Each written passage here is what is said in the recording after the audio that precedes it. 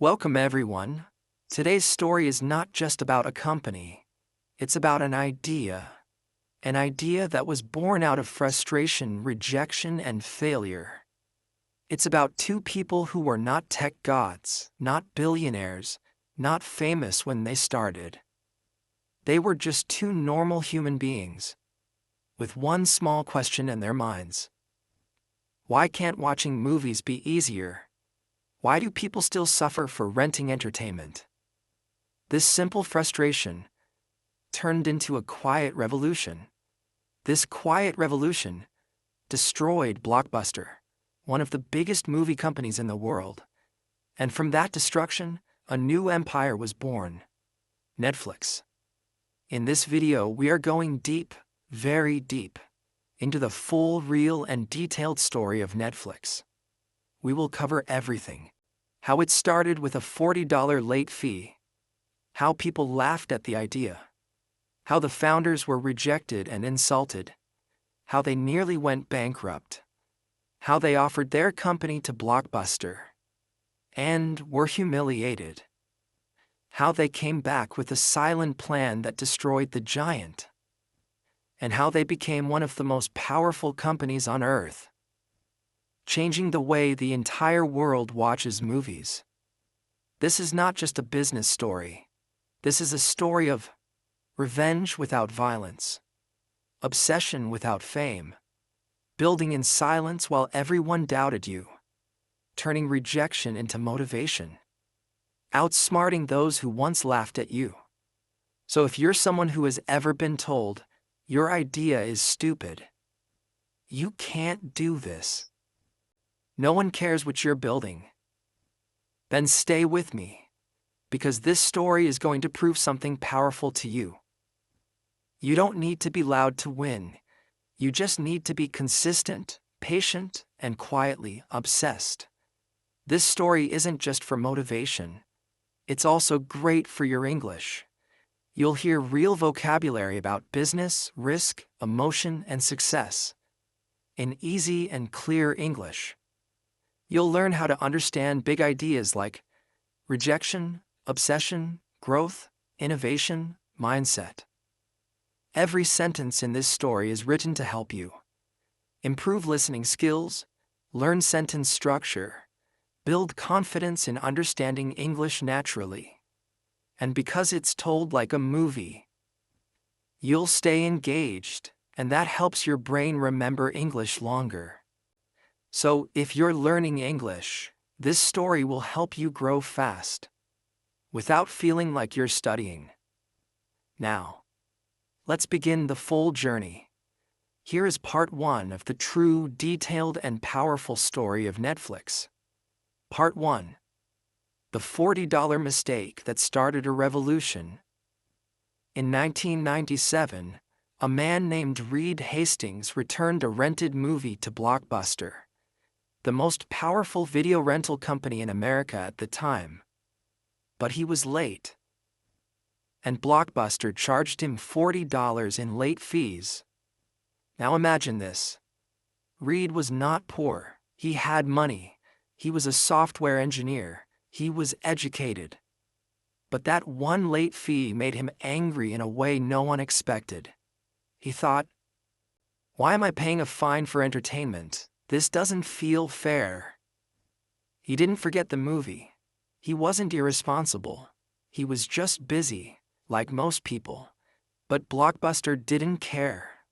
That $40 fine planted a seed in Reed Hastings' mind. A seed made of frustration, curiosity, and a quiet whisper that said, "There has to be a better way."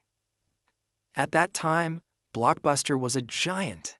They had more than 9,000 stores all over the world. People lined up to rent VHS tapes and DVDs. But their system was old, frustrating, and unfair. You had to go to the store physically, pick a DVD, remember to return it within a few days. And if you forgot, you were punished with a late fee, sometimes more than the cost of the movie itself. And Reed thought, what if people didn't have to go to the store? What if people could choose movies from home? What if there were no late fees at all? Now pause for a second. This is very important. Millions of people had this same frustration, but they just complained and moved on. Reed did something different. He turned frustration into fuel. Reed had a friend and business partner named Mark Randolph. He wasn't a billionaire. He didn't come from a rich family. He was just a dreamer who loved ideas, storytelling, and entrepreneurship. One day, Reed walked into Mark's office and said, "What if we create a service that lets people rent movies? By mail?" Mark was confused. Mail? Like people order a movie and we ship it to them? Reed nodded. Yes, and no late fees, and they can keep it as long as they want. That moment, in a simple office with 0 investors, 0 team, 0 technology, was the birth of Netflix. They didn't have a plan. They didn't have a product. But they had a vision. Make renting movies fair, easy, and modern. Before launching anything, they decided to do a test. They took a CD, not even a movie DVD, just a music CD. They put it inside a small envelope. They wrote an address. They dropped it in the mailbox. Then, they waited. Would it break? Would it arrive? Would it get lost? A few days later, the CD arrived. Perfectly. That one moment told them, it's possible. We can do this. The first version of Netflix, 1997. They built a small website. It had a few movies listed. Very basic design.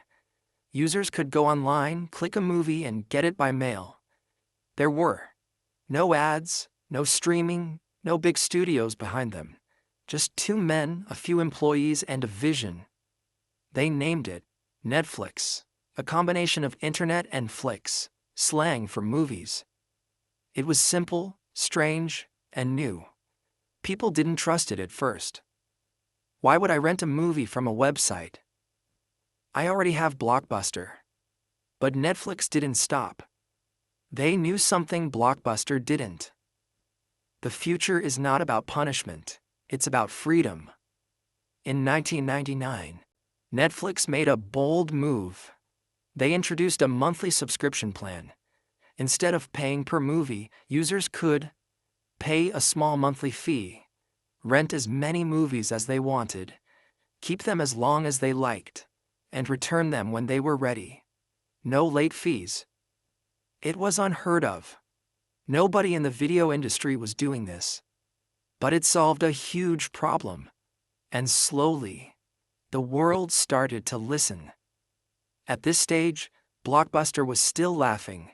They were making billions from late fees. They thought Netflix was a toy, a joke. But Netflix was growing, not loudly, not quickly, but quietly, one customer at a time. People who tried it loved it, because it was simple, kind, and modern. And this quiet storm was about to become a massive wave. By the year 2000, Netflix was growing, but very slowly. They had a loyal base of customers who loved the subscription model. They were sending DVDs by mail every day. People appreciated the no late fees, the freedom, and the comfort of choosing movies from home. But behind the scenes, Netflix was bleeding money. They were spending more than they were earning. They had warehouses to manage. They had to pay for shipping, employees, servers, customer service.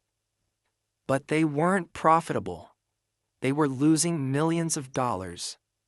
He knew Netflix was doing something great. He believed the world would change.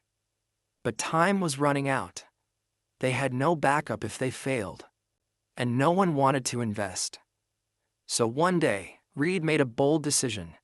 He walked into Mark Randolph's office and said, "Let's offer to sell Netflix." Mark was surprised. "To who?" Reed replied. "To the giant, to Blockbuster." That was the moment that would change everything. Reed and Mark booked a meeting with John Antioco, the CEO of Blockbuster. This was a huge deal. Blockbuster was worth billions. They had over 9,000 stores in more than 20 countries.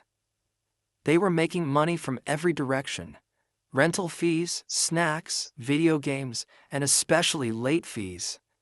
Netflix? Just a startup with losses. But Reed believed that if Blockbuster understood the vision, they would join forces. He thought, what if Netflix became the online arm of Blockbuster? We handle the website, the DVD mailing, and Blockbuster handles the stores. It could be a win-win. They flew to Dallas, walked into Blockbuster's luxurious office, and sat across the table.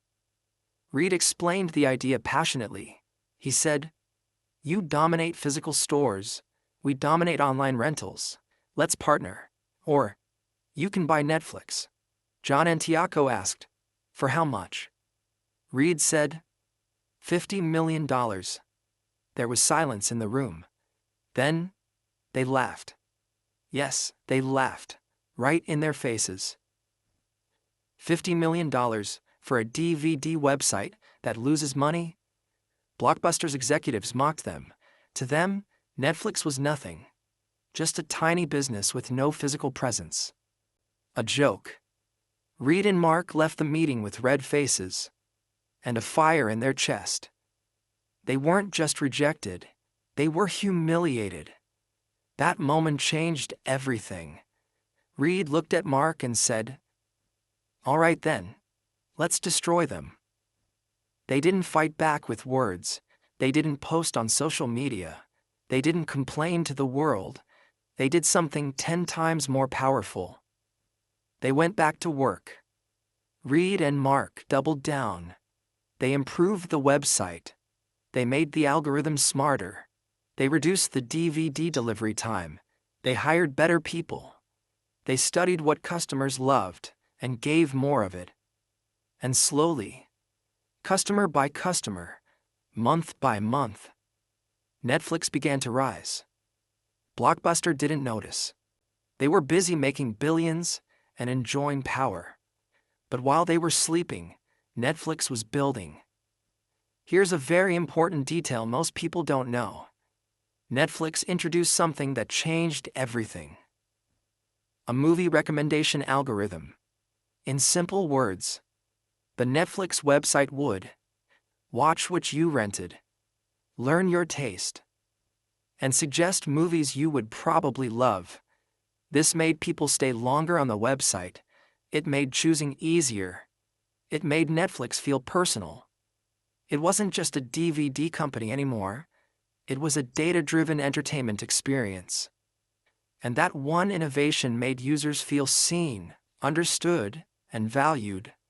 By 2003, Netflix had crossed 1 million subscribers. People were loving the convenience. No more driving to the store. No more late fees. No more waiting in lines. Blockbuster started noticing the shift. They saw their revenue shrinking, but they still believed Netflix was temporary.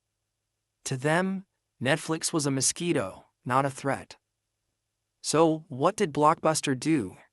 They launched a copycat, Blockbuster Online. But it was too late. Netflix already had years of data, loyalty, and a better system.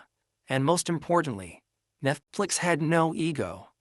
Blockbuster didn't want to kill their stores, because they made billions from late fees.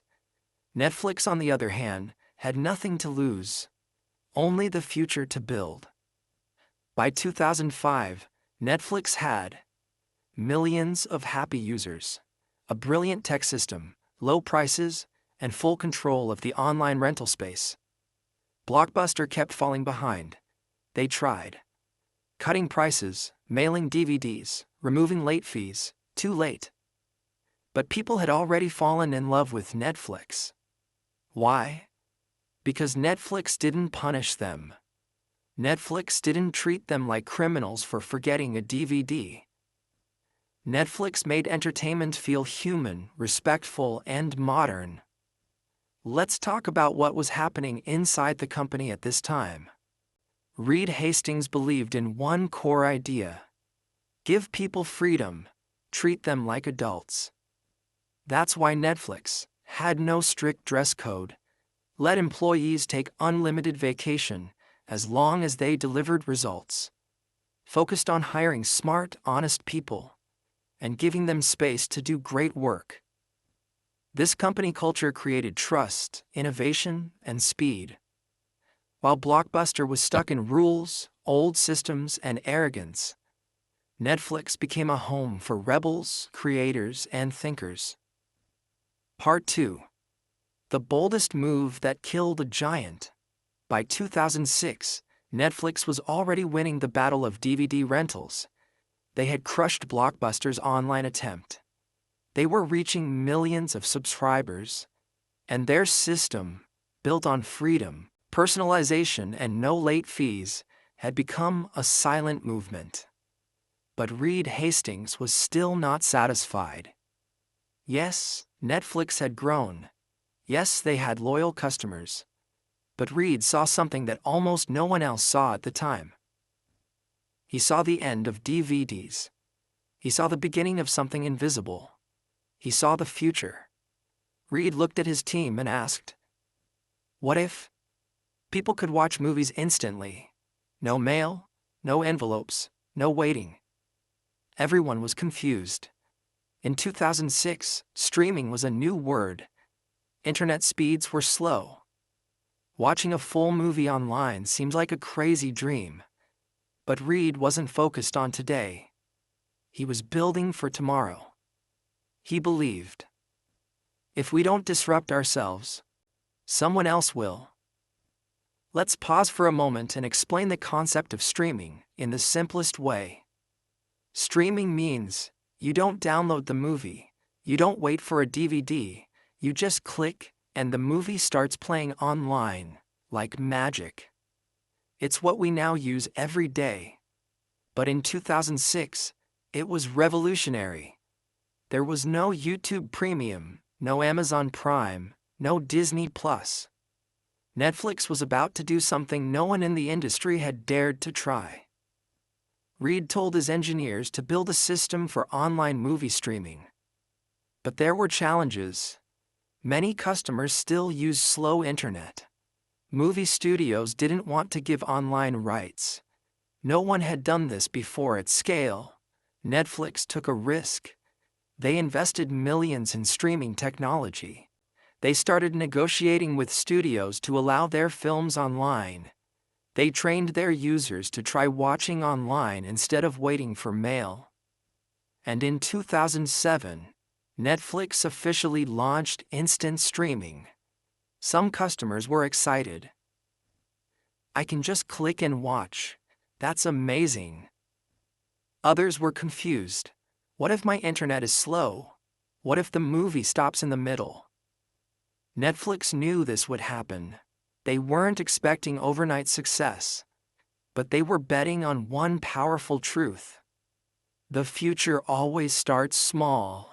The internet would get faster, laptops would improve. People would eventually prefer convenience over physical media. While Netflix was quietly moving into streaming, Blockbuster was busy trying to catch up with DVDs. Already too late. They were stuck in a cycle of ego and short-term thinking.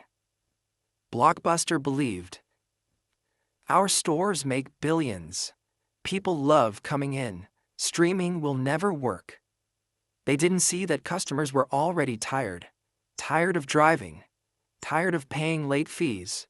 Tired of standing in line. Tired of being punished for forgetting a return.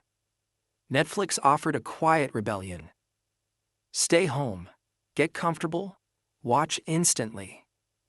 And people slowly started switching sides. By 2008, Blockbuster was falling fast. Their stock dropped, their revenue shrank, their loyal customers were leaving. Even their best employees were jumping ship to newer companies. They tried launching a streaming service, but they were years behind. and their brand had already been damaged. Netflix had taken the lead, not by being loud, but by being early, smart, and brave. And this time, there was no turning back. While Blockbuster was falling, Netflix kept innovating. Here's what they did next. Step by step. 1. They made streaming better. Netflix invested in content delivery networks, CDNs. These made movies load faster and play smoother. Video compression, so even slow internet could stream movies. Simple user interface, so even non-tech people could use it easily. They studied how people watched, when they paused, what they skipped, and used that data to improve everything. 2. They improved recommendations. Netflix didn't just show random movies. Their system noticed your habits, analyzed your past choices, recommended titles you personally were likely to love. This made people spend hours on Netflix because it felt like the platform knew them. 3. They expanded globally. After their US success, Netflix slowly moved into Canada, Latin America, Europe, Asia, Africa. Each country had different tastes, languages, and cultures. So Netflix adapted, added subtitles, bought rights to local films, created language-specific interfaces. This helped them become a global brand, not just an American company. 4. They focused on trust. Netflix made sure their website never crashed, streaming never failed, payments were secure, customer service was fast and kind. This made people trust them. And in business, trust is everything. By 2010, something unthinkable happened. Netflix was now the leader in home entertainment. Blockbuster, once worth billions, filed for bankruptcy. Their stores were shut down one by one. The company that laughed at Netflix was now dead. It wasn't a war. There was no fight in public. Netflix killed Blockbuster without screaming. They did it by evolving, by seeing the future, by listening to customers, and by staying focused while the giants slept. By now, people were saying, "Let's Netflix tonight." Are you watching anything on Netflix? I binged an entire show. Netflix wasn't just a company anymore. It was becoming a part of life. Just like Google means search, Netflix started meaning watch. That's when Reed Hastings and the team knew. We're not just a service, we're now the future of entertainment.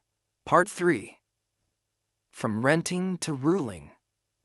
How Netflix became the world's entertainment king. By the end of 2010, Netflix had already done the impossible. They had destroyed Blockbuster, the most powerful name in movie rentals. They had changed the way people watched movies, from mailing DVDs to streaming online. They had become a trusted, growing, and beloved brand in millions of homes. But once again, Reed Hastings wasn't satisfied. He asked his team one simple but powerful question. What happens if one day the movie studios stop giving us their content? Because here's what most people didn't know. Netflix was only a platform. They streamed movies and shows, but they didn't own them. They were renting entertainment from major studios like Warner Brothers, Disney, Paramount, and others. And that was a dangerous place to be. Reed believed that the future of Netflix could not depend on other people. He wanted full control, because renting other people's content meant they could raise prices anytime, they could remove movies anytime, they could partner with Netflix's competitors anytime. So he told his team, "We are not just a tech company anymore. We are going to become a studio. We will create shows and films under the Netflix name." At first, many people thought this was a terrible idea. Netflix had no experience in film production, no Hollywood connections, no big actors, no directors, no track record. But Reed was used to doubt. He didn't care about opinions, he cared about direction. In 2011, Netflix heard that a few studios were discussing a remake of a British political drama called House of Cards. It wasn't a superhero story. It wasn't an action-packed blockbuster. It was a slow, serious, dark show about politics, betrayal, and power. But Netflix did something no one expected. They outbid major TV networks like HBO and NBC, offering $100 million to make 2 seasons of House of Cards. Yes. A tech company with no filmmaking experience just offered $100 million to make a serious drama. And they didn't ask for a pilot episode. They gave full freedom to the creators. Why? Because Netflix had data. They knew. Millions of people loved political dramas. Kevin Spacey, the lead actor, had a strong fan base. People who watched similar shows watched all the episodes, binge-watching. So Netflix trusted their data and made a massive bet. Here's what shocked the industry even more. When Netflix launched House of Cards in 2013, they didn't release one episode per week like TV channels. Instead, they dropped the full season, all episodes, at once. Why? Because their data showed that people loved binge-watching. They didn't want to wait a week for the next episode. They wanted to finish a show in one night, one weekend, one breath. This changed the entire TV industry. Now viewers had control over when and how they watched. Freedom from TV schedules. Power to decide their pace. House of Cards became a global hit. It won Emmy Awards, got amazing reviews, and gave Netflix credibility as a content creator. For the first time in history, a company that started with DVDs was now creating high-quality, award-winning shows on its own platform. This moment was a turning point. After House of Cards, Netflix moved fast. They built studios.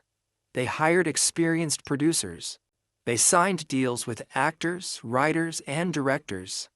They created a new brand inside Netflix called Netflix Originals. This meant, this show or movie is made by us, belongs to us, and can only be found on Netflix. And that's when things exploded. Here are just a few of the shows that Netflix created in the next few years, each one becoming a global sensation. 1. Stranger Things, 2016. A sci-fi mystery about missing kids in a secret government lab. It had nostalgia, thrill, monsters, and heart. Made actors like Millie Bobby Brown global stars. Built a massive fan base across all age groups. 2. Narcos, the true story of Pablo Escobar, told like a crime documentary. Action, drugs, money, power, politics, a perfect mix of storytelling and real history. Loved by both English and Spanish-speaking audiences. 3. Money Heist, La Casa de Papel, a Spanish-language heist drama. Netflix bought the rights and re-released it with subtitles. It became a worldwide phenomenon. Showed that great content can come from any country, any language. 4. The Crown, a historical drama about the life of Queen Elizabeth II. Expensive, elegant, educational. Showed Netflix's ability to do prestige content. 5. 13 Reasons Why, Dark, You, The Witcher, and many more. Each show brought something new. New emotions, new audiences, new storytelling styles, and each one built Netflix's brand further. Netflix wasn't just making content randomly. They used their own user data to understand what types of stories people loved. See what actors had strong fan bases. Learn which genres were missing from TV. This made their content decisions smarter than traditional studios. They were mixing creativity plus data. something old film companies didn't know how to do. By now, Netflix was doing something no one in history had ever done. They were creating shows that were watched in over 190 countries, translated into dozens of languages, streamed by people of all ages, backgrounds, and cultures. People weren't just watching Netflix, they were living inside Netflix stories. Characters became global icons. Soundtracks went viral. Merchandise exploded. Meme culture exploded. Netflix was no longer just a service. It was a global entertainment culture. Before Netflix, the entertainment industry was dominated by Hollywood. But Netflix proved that great stories can come from anywhere. That's why they invested in Korean dramas, Spanish thrillers, German science fiction, Indian originals, African documentaries, Turkish romance series. They gave creators around the world a platform, and the world responded with love. Some incredible global hits included Squid Game, Korea; Sacred Games, India; Lupin, France; Fauda, Israel; Elite, Spain. This global expansion helped Netflix reach more than 200 million paid subscribers worldwide by 2021. They weren't just a company anymore. They were the largest entertainment network on Earth. While traditional studios relied on box office sales, cable TV, advertisements, Netflix focused on subscriptions. Their logic was simple. If we make amazing content that people love, they will keep paying monthly, forever.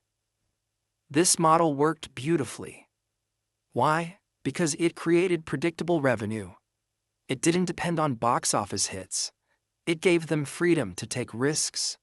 It gave creators artistic control, and it kept customers happy.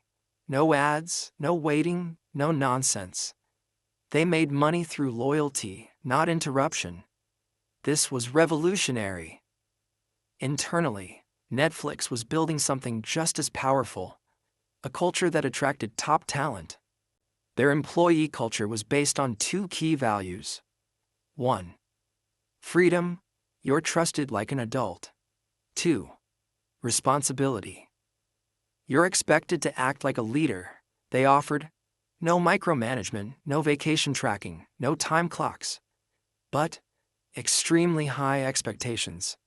If someone didn't perform, Netflix let them go, kindly but clearly. If someone thrived, they were given more freedom, more impact, more opportunity. This created a team that was fast, smart, fearless, obsessed with improvement. This internal strength helped Netflix stay 10 steps ahead of the competition. Netflix's success was so massive that it woke up other tech giants. Soon, the battlefield got crowded. Amazon Prime Video launched. Disney Plus entered the game. Apple TV Plus joined. HBO Max, Peacock, Paramount Plus, and many more began fighting for attention. Everyone wanted a piece of the streaming empire. But here's what mattered. Netflix wasn't afraid. Why? Because they had a 10-year head start, deep knowledge of their users, a massive content library, an unmatched global brand. Netflix knew the world is big enough for competition, but only the best will survive. And Netflix planned to stay the best. Once again, Netflix pushed boundaries. They launched shows where the viewer could control the story. Example: Black Mirror, Bandersnatch. In these shows, you decide what the character does. Your choices change the outcome. It's like watching and playing a game at the same time. This was another signal that Netflix was not just following trends. They were creating them. While the public saw cool shows and easy streaming, behind the scenes, Netflix was becoming a technology powerhouse. They built custom video compression tools for faster streaming, used AI to personalize user recommendations, created original sound mixing systems, designed thumbnail images differently for each user. So you see a poster, you're more likely to click. They didn't just make content, they engineered the experience. Netflix became a perfect example of art meets science, creativity powered by data. When the world shut down during COVID-19, movie theaters closed, concerts stopped, events were canceled. But people still needed entertainment. They needed escape, emotion, connection, and comfort. Netflix became a lifeline. People streamed more than ever. New users signed up by the millions. Hits like The Queen's Gambit, The Crown, and Tiger King exploded globally. Netflix didn't just survive the pandemic, they thrived in it. Because they had already spent a decade preparing for a future of digital-first entertainment. By the time the world entered 2021, Netflix had already become more than just a streaming platform. It had become a global leader in entertainment, a culture people lived inside, a household name in almost every country on Earth. But here's the truth no one wants to hear. Success creates enemies. Fame brings pressure. And the top is always the loneliest place. In this chapter, you will see the real struggles Netflix began to face. The rise of powerful competitors, internal pressure to keep growing, backlash from critics and governments, public controversies, and how Netflix started to expand into completely new worlds. This is the part of the story where every empire gets tested. By 2021, the battlefield of streaming had changed dramatically. In the early days, Netflix was the only real player. But now, it was surrounded. Let's break down its biggest competitors and why they were dangerous. Amazon Prime Video, backed by Jeff Bezos, bundled with Amazon Prime shipping service. Huge money power, global scale, invested heavily in content like The Boys, Reacher, and Lord of the Rings, The Rings of Power. Disney Plus, backed by Disney, one of the most powerful media companies in history. Owned Marvel, Star Wars, Pixar, National Geographic. Within 2 years, gained over 100 million subscribers. Family-friendly and filled with nostalgia. 3. HBO Max, known for high-quality content. Game of Thrones, Succession, The Batman. Had strong industry respect, positioned as the premium competitor. 4. Apple TV Plus, Peacock, Paramount Plus, and more. Each had their own strategies. Some focused on news, others on sports. All of them wanted one thing: to take Netflix's crown. For the first time in its life, Netflix wasn't alone anymore. It had to fight, not just for growth, but for survival at the top. The challenge with being number one is this: you can't stop growing, even for a second. Because Netflix had gone public, listed on the stock market, investors wanted more users, more revenue, more shows, more countries, more. Every quarter, Netflix had to prove that more people were joining, that people were staying, that content was working. This put enormous pressure on teams. Writers had deadlines. Engineers had to fix bugs instantly. Executives had to make bold decisions. Fast. The world only saw the glamour. But behind the scenes, it was a pressure cooker. With global fame came global judgment. Netflix now had political pressure, cultural criticism, religious backlash, moral debates, and endless scrutiny. Let's look at some major issues they faced. Content offense. Some groups, certain shows were seen as too violent or too sexual, or insensitive to religion or culture. In countries like India, Turkey, and the Middle East, this became a major issue. Netflix had to balance freedom of expression with local sensitivities. Some governments threatened to ban content. Others demanded censorship. Activists and public groups protested. Netflix had to respond carefully. Dave Chappelle special controversy. In 2021, Netflix released a stand-up special by comedian Dave Chappelle. Some people found it funny. Others found it deeply offensive, especially in the LGBTQ+ community. There were internal employee protests, public backlash, media storms. Netflix defended creative freedom, but it exposed the company to serious internal division. Account sharing issues. As Netflix grew, many people began sharing accounts with friends and family across households. This reduced revenue. Netflix announced they would start blocking or charging extra for account sharing, but this made users angry. Many people felt betrayed.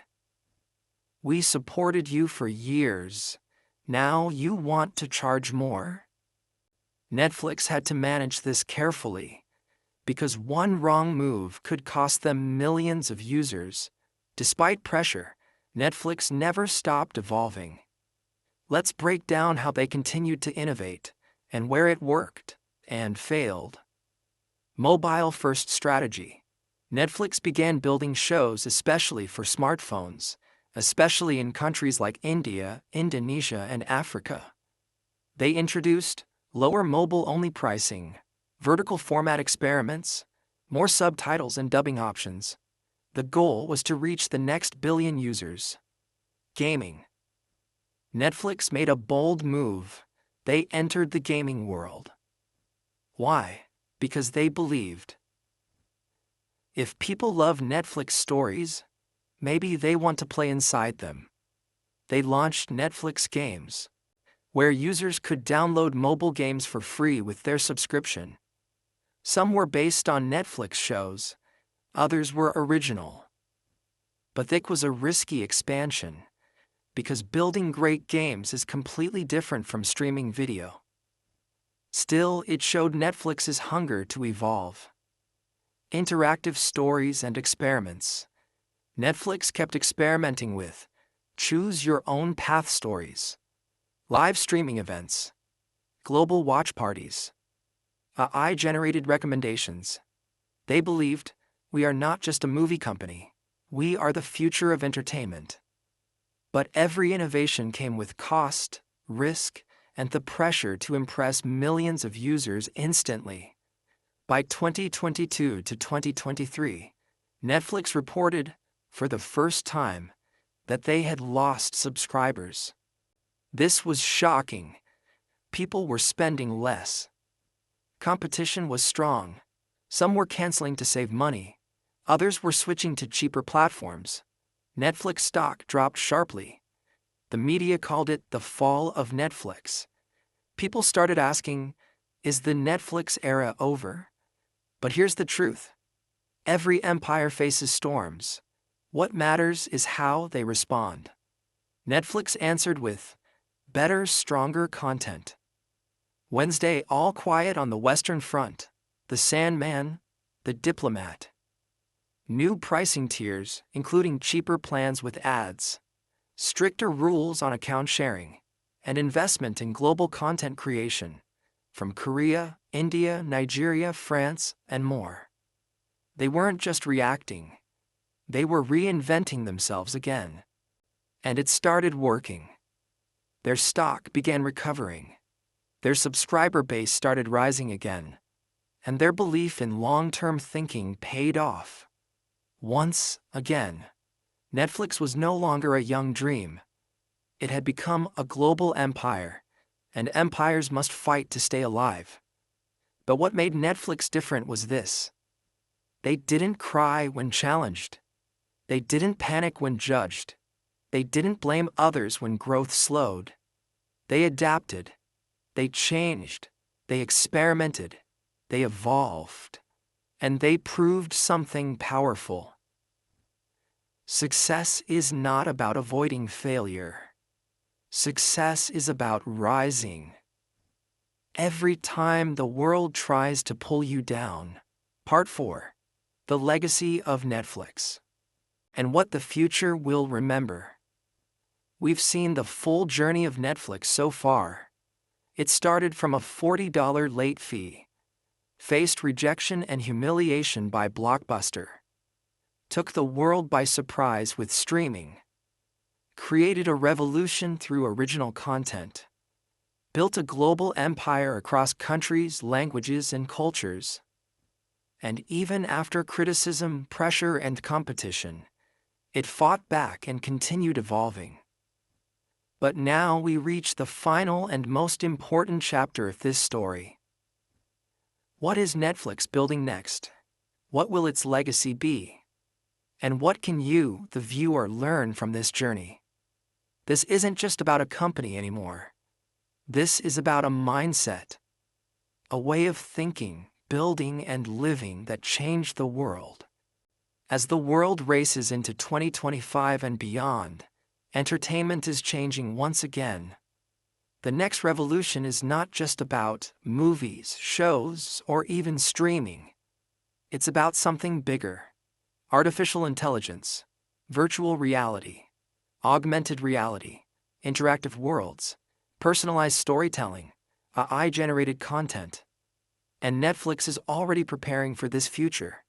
Netflix is now investing in AI to understand every viewer at a deeper level, create content suggestions not just based on past behavior, but based on mood, habits, location, and even time of day. Test titles, thumbnails, descriptions, and trailers in real time to see what works best. But that's just the beginning. Imagine this. One day, your Netflix app might show you a version of a movie where the ending is different for you, based on your emotional preferences. This is the world of personalized storytelling, powered by AI. Netflix is also experimenting with virtual reality VR, 360-degree interactive stories, augmented reality experiences where characters come into your real world. This means the future won't just be about watching a story. It will be about entering it. You might put on a headset and walk through a city from your favorite show. You might interact with characters. You might choose the direction of the story. Netflix knows that the audience of the future won't just be passive viewers. They will be participants. And they are preparing for it right now. While Netflix began as a small DVD company in California, it is now building production studios all over the world. Why? Because they believe the next big show won't just come from Hollywood, it might come from Nigeria or Poland or Brazil or India. Netflix is hiring local talent, training new creators, supporting original voices, and bringing local stories to global screens. They are building a future where storytelling is truly global, where every voice has a chance. Netflix has also started programs to train young storytellers.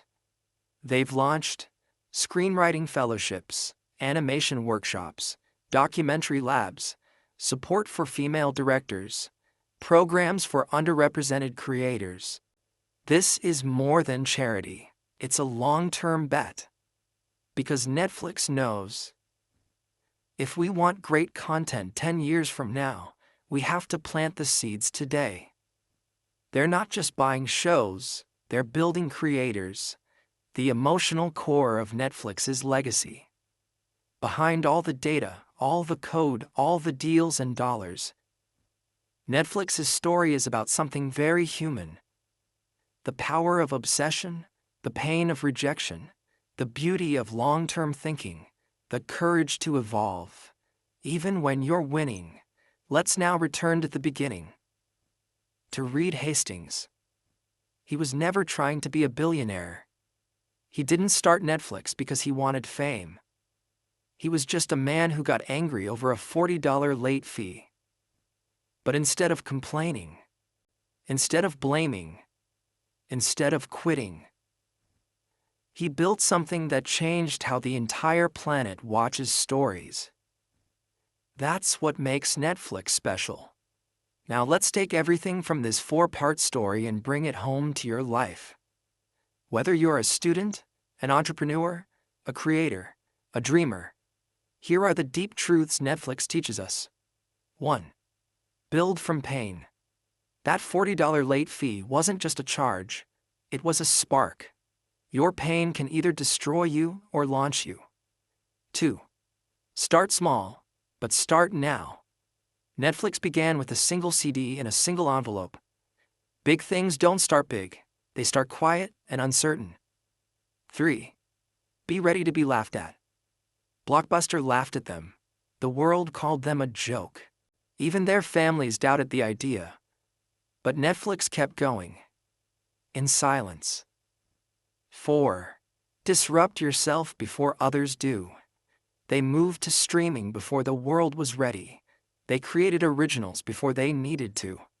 They launched global content before anyone asked. Always ask, what's next?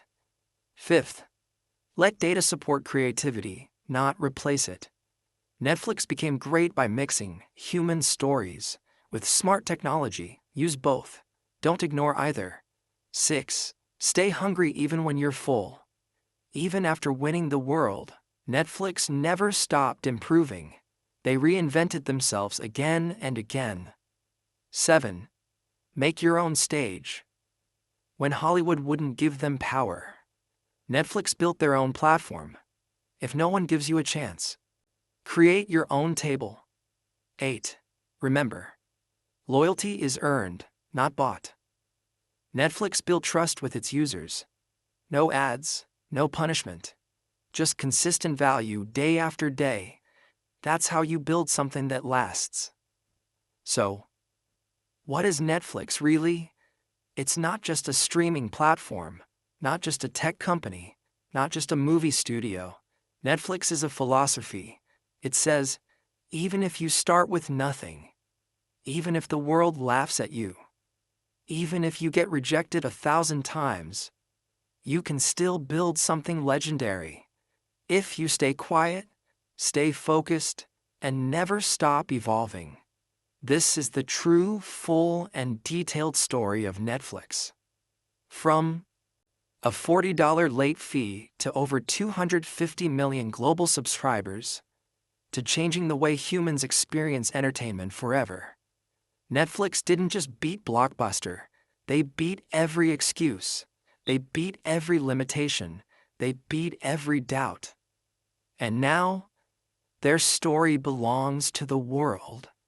If you felt inspired, moved, and empowered by this story, share it with someone who's building something of their own. Because you don't need to be loud to change the world.